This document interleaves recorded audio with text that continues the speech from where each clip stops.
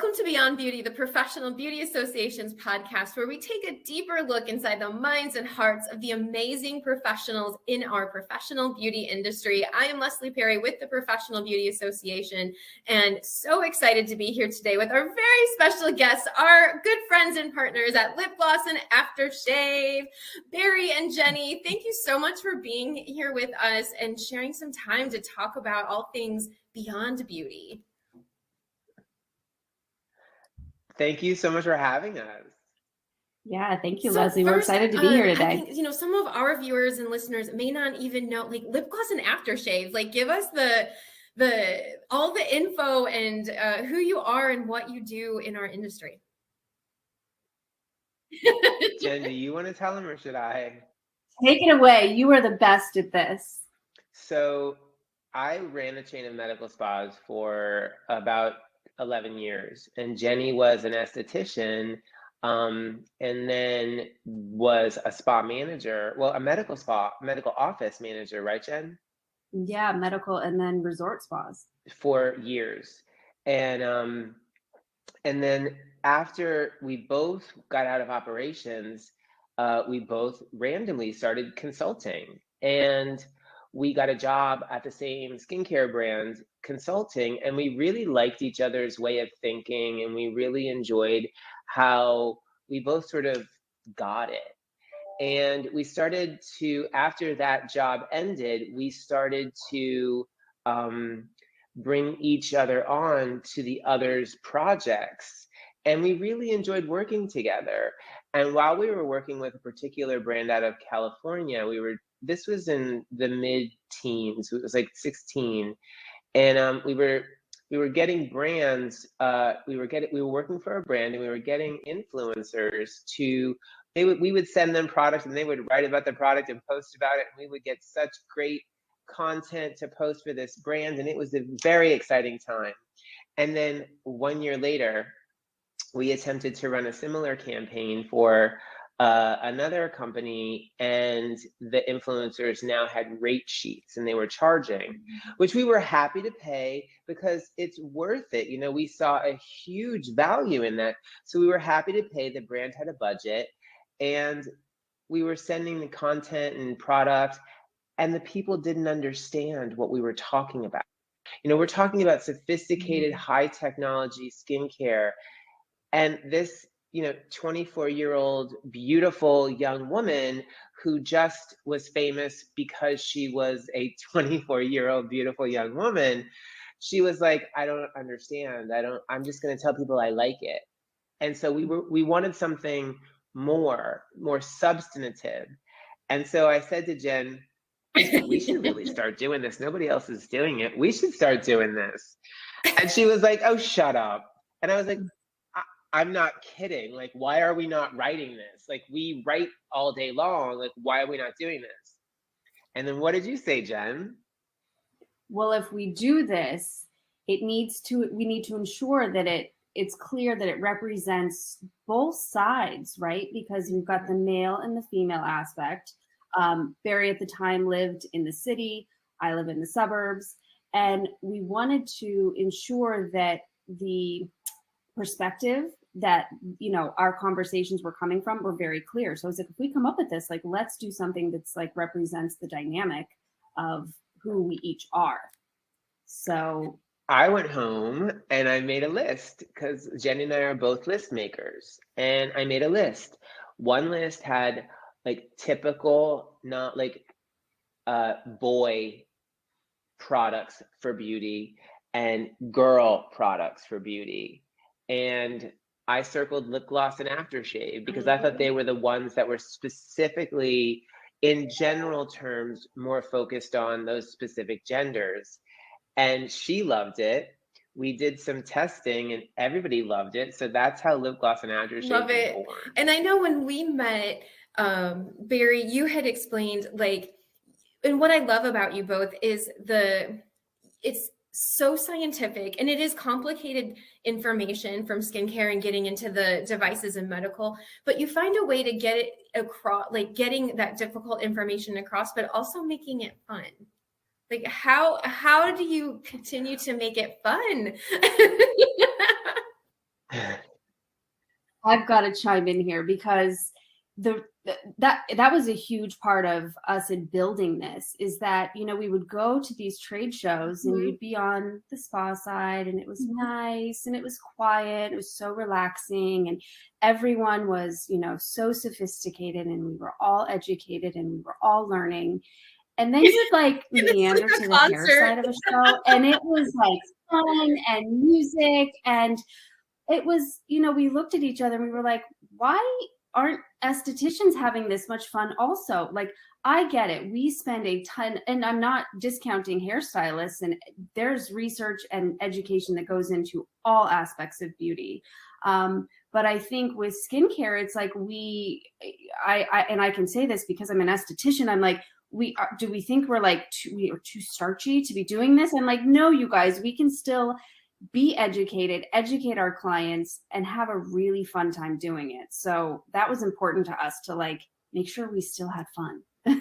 And the thing was that we found, Leslie, is these young men and women in the beauty game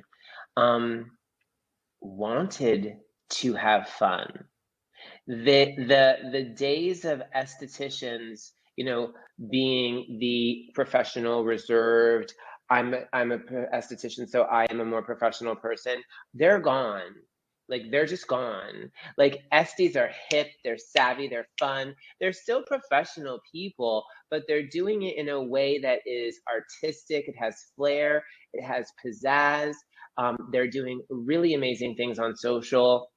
And I want to give myself just like a small pat on the back, and Jen, I'm going to give you one as well. Like, I think we've sort of like opened the door for estheticians and even other brands to be a little bit more relaxed and effervescent and fun in the way that they present themselves, because it was just getting way too stodgy and people wanted to have fun. And like, we see it day in and day out, the young men and women who come up to us at the shows and like, we love you, you're amazing, let's take a selfie. And like, I mean, like, everyone, it's like everyone is, it's not just a certain specific gender or a certain specific group of people, it's everyone. I've got 50-year-old women, I've got young trans men, I've got young women of color, I've got young gay guys coming up to me with like glitter and lip gloss. And I feel bad because I used to say like I made lip gloss a girl thing, and really like we're so fluid these days that like lip gloss and aftershave is really for everyone. Girl, if you want to wear lip gloss, wear it. Boy, if you want to wear aftershave, whatever. No, whatever anybody wants. So we just want people to have fun. And I think that's why they're resonating with us, because we do get the point across and we do have serious content, but we really just make it fun. Talk a little bit more about the idea of being so inclusive and being, you know, like this being about beyond beauty. Yes, it's about, we want to, you know, help our clients, help ourselves, you know, present ourselves in the most, you know, amazing, beautiful outside package that we can. But we really are in this for more than that. Like, what drives you to keep doing what you're doing? And it sounds like, I mean, just as hearing you both talk, it's more about the inclusivity and helping educate. And it's just goes beyond so much more than just the surface level. I'll kick this off, Bear, and then I definitely want to hand this over to you because you do such a good job at ensuring that our community is all inclusive. But you know, for me, the reason that I got into skincare and that I have such a passion behind it is, you know, when I was 16, I had horrible acne. I got obviously very into my face and what was working and what was helping. And so I went to a trade school at the age of 16 and graduated while I was in high school and started working at a spa while I was in high school. And I remember someone specifically telling me, well, that's great. And this was the day of my graduation. That's great, but eventually you'll have to get a real job. And that has stuck with me to this very day.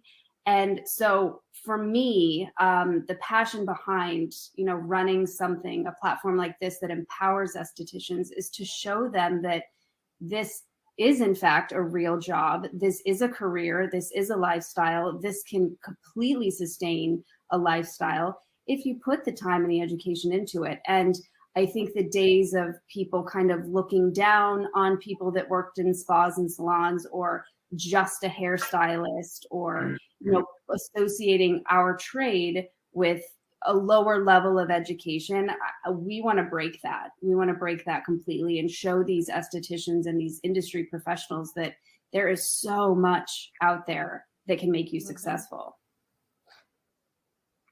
You're going to have to get a real job someday, Jen. I guess we all are to get a real job. You know, the thing that we joke about is that we both are obsessed with skincare. We're obsessed with wellness. And I mean, I'm sitting here in my like workout clothes because I'm going to go for a bike ride right after this. And I was outside getting my 10,000 steps in. And I live wellness day in, day out. So it's not like I'm making this up, but we both joke that like we don't really work. Like we love our lives. And like people are like, what exactly do you do for a living? And I'm like, we educate skin and spa professionals on how they can better serve their clients. That's what we talk about. But for me, when it comes to talking about inclusivity, I believe very much in a place at the table. And when it comes to representation, it matters so very much. And so what we like growing up in the 80s as a little gay boy in a very rural white trash town in upper Pennsylvania, I saw no one else who looked like me. I knew no one else who was like me. And it was lonely and it was scary. And so what I wanted to do, I said to Jenni, I said, I don't want our contributing writers and the people that we do business with all to be like, look the same. I want everyone in this industry who's in this industry to see themselves in our I want them to, on our platform so that they know that it's there for them. And I truly believe that we've accomplished that. You know, we've worked with so many people in the industry. And the thing that I love more, I was thinking about this last night, is that Lipgloss and Aftershave, although we're the founders, it's really the aesthetic industry's platform, because we have worked with literally everyone. I mean, like everyone. And they've been a part of it. We've worked with every publication. We've worked with every trade show. We've worked with almost every educator. We have worked with almost like not every brand, but a large majority of brands. And we still get those brands coming back to us year after year. We've had writers from around the world. We have PhDs, and we have a woman, Marag Curran, who reached out to us and asked us if she could write for us. And I was like, you're a world-respected author on oncology aesthetics, and you're asking me if you can write for us? Like, come on. Like, so we really want it to be something that everyone has an opportunity to. And, you know, when there was all the chaos in 2020, when there was all of the protests and things were happening, you know, we came together and we were like, how do we address this? Like, how do we say, yeah, we've been doing this all along. Like, we've been focused on making sure that we present people all along. And we reached out to people in our community and we were like, what do you think we should do? We were thinking, like, why don't we start an advisory council? Jen, you want to tell them about that? So that's been really, really helpful to, and for me specifically, and I know, and I hope our community as well, but to see perspectives from everyone. So we rounded up a very diverse group of industry professionals from all walks of life to have a voice in what we're talking about and share you know, what they think is important and trends that they see emerging, and, you know, really open our eyes, because going back to, you know, when I was in beauty school, we didn't learn that much about a darker Fitzpatrick beyond 3.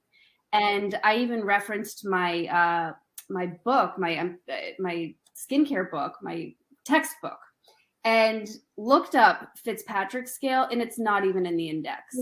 So that book was from the 90s, and it's shocking and it's sad. And so when the advisory council was formed, it's like, this just makes sense. And it helps those of us that have been in the industry for a while kind of step it up a notch and think beyond what we learned in school. No, I love that. And what do you think is still missing in the industry? What are your hopes and dreams that we can achieve and create, continuing to move forward? For me, it's honestly come so far from, I graduated in 2000. So 22 years ago, I feel like this industry was looked down upon. And for me, it's come so far as far as this being a well-respected industry. And I also have seen the shifts into, and this is recent, this is in the past, I'd say 2 years, that you are really starting to see the inclusivity of skin tones, types, colors, shapes, textures, men, women, everything. And the taboo topics are no longer taboo. And I think that's at the forefront of really, really shifting right now. So for me, I like to celebrate what has changed and how far we have come, more so than looking at what we're missing. I'm just celebrating what we're doing well.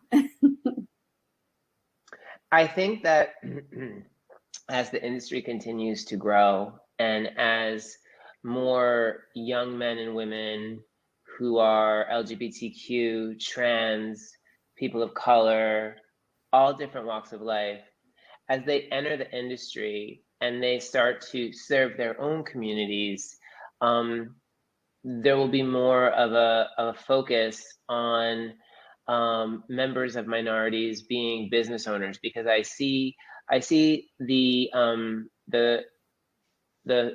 minority groups becoming estheticians and then becoming business owners on the consumer side, but I still don't see a lot of people of color as brand owners or device owners. We do know several minority-owned businesses. We work with them and we celebrate them. But for the most part, I think it's still, that's where we can see the industry can see more enhancement in diversity, is coming up with the ability for small businesses that are minority owned to become part of the supply chain to the beauty industry. So manufacturing devices, manufacturing product. I think there's a lot of opportunity there. So that's a good place to start, I think. Love it. So what is keeping you inspired and moving ahead and keep on keeping on? Okay, I'm gonna go first, Jen. I have an insane desire every single day to be the best. There's just no other way around it. Like we just, like, for me, failure isn't an option. Like, we want to be the best. We want to do something different. We want to be better. We want to be smarter. We want to be stronger. We want to be faster. So like, if I'm going to do something, I'm not the person that can go in and do something like 50% and just coast by. Like, that's just not who I am. I'm not built that way. So that's what I want to do. I just want to do it because I want to be proud of what I produce. How about you, Jen? For me, it's coming up and bringing new ideas to estheticians and people in the industry. Like, there are so many options out there that it can be extremely overwhelming. And it keeps me going, you know, knowing that you can pair this device with this skincare product and you can infuse this with that, and thinking outside of the typical protocol box. So just getting excited about all of the new technology and launches and advancements in skincare, and coming up with fun and exciting ways for estheticians to implement that to grow their business and be successful. And finally, what's next? What can you talk about that's next for you, Lipgloss Aftershave in general? Okay, so Jen, do you want to give them something that you think that you know is coming up? Next, well, it's here. There's no need to wait. Our app is, you know, we are really trying to make everything extremely accessible and easy for people I to love access. the app. I have to say, like, I no love the app. longer And are when I meet new estheticians, I always tell them, like, are you following Lipgloss and Aftershave? Have you downloaded their app? Like, you have to. Like, the education is amazing. Like, you need to have it. So yes, I agree. Oh, we love hearing that. That's so great to hear.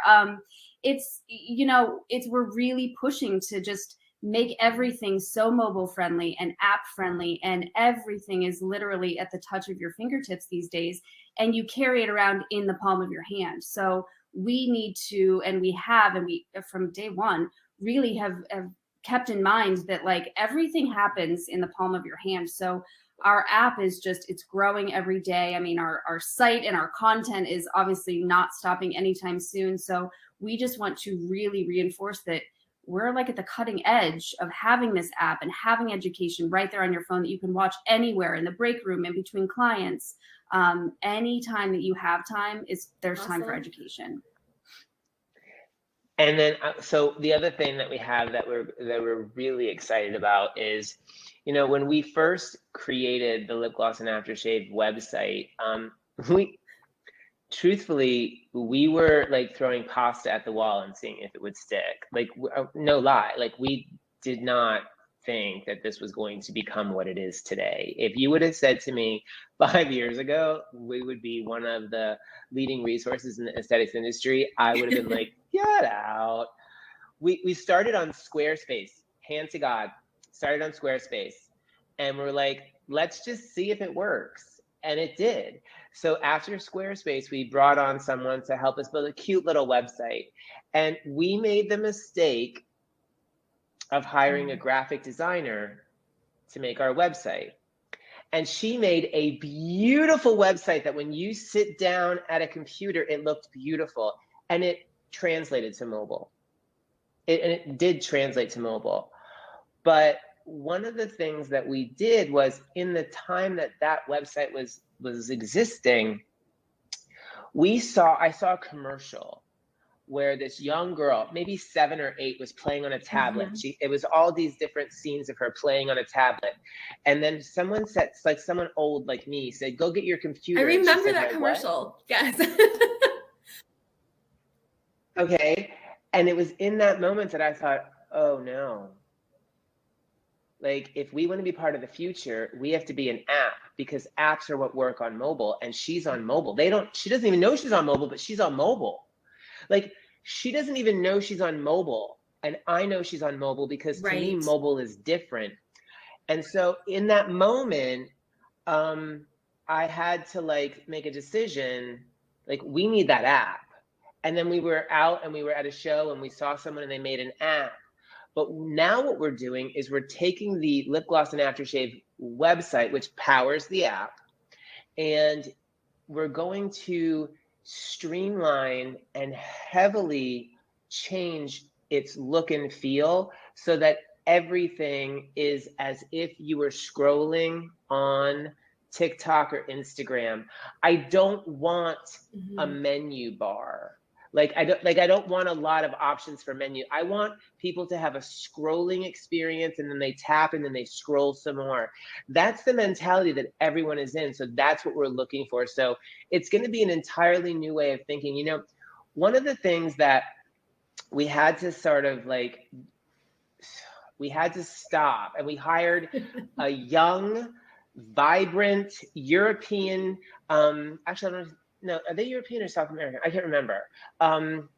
They're a marketing team that is just, they're younger than us, like by like a lot.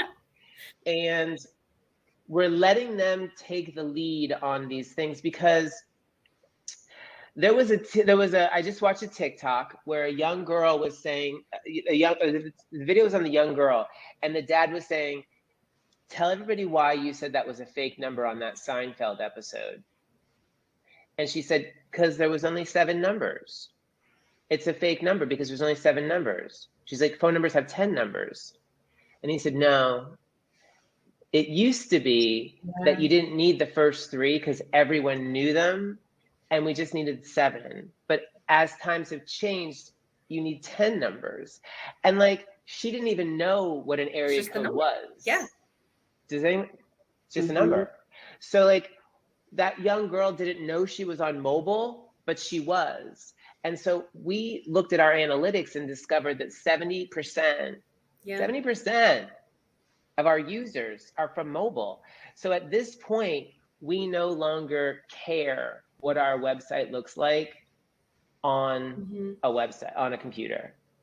We just don't. I love that. So that's what we're doing. I think that's a new website class. coming September 1st. Class coming up for the industry. Right? About your mobile Education. optimization.